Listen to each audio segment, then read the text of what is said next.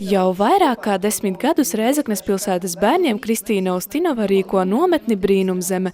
Tajās bērniem tiek organizētas dažādas radošās aktivitātes, gan arī orientēšanās pirātu dienas ietvaros. Ar savu neatlaidīgo un uzcītīgo darbu Kristīna ir izpelnījusies atzinību par 2015. gada labāko nometni Rēzeknes pilsētas bērniem, kas apliecina viņas darba novērtējumu.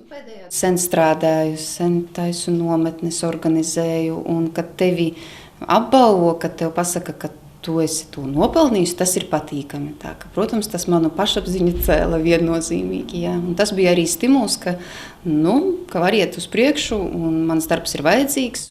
Poļu valsts ģimnāzijas skolēnu līdzpārvalde ieguva nomināciju par labāko iniciatīvu projektu Rēzeknē, kurš bija starpskolu sadencis ceļā uz Latvijas simtgadi pirmā atmoda. Savukārt Rēzeknes pilsētas jauniešu domes viens no aktīvākajiem dalībniekiem, Dmitrijs Savčenko, saņēma nomināciju Rēzeknes pilsētas gada iedvesma. Tā bija ļoti liela iedvesma nākamajiem projektiem, jo arī jaunieši, kas darbojās šajā grupā, uzreiz teica, jā, projektiem ir jātop, un arī tagad jau top nākamie projekti.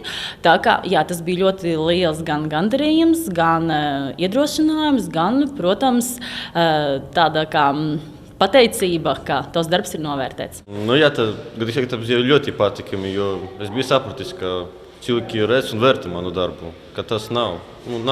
Ir palicis cilvēkiem prātam. Rēzeknes 2. vidusskolā skolas jauniešu parlamenta koordinatoras pienākumus pilda un jauniešus motivē realizēt idejas Marina Smirnova.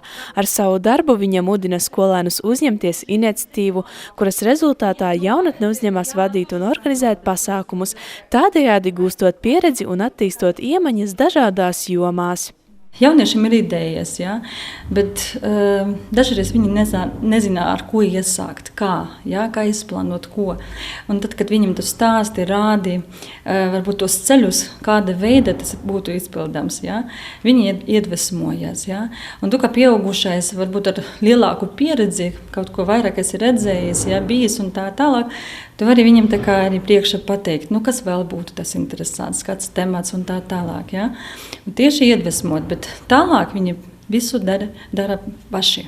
Marina un citi nomināciju saņēmēji ar savu centību un spēju iedvesmot apliecina, ka kopīgiem spēkiem iedrošinot viens otru, kopā mēs varam paveikt daudzas lietas, kas palīdzēs attīstīties arī vidēji mums apkārt.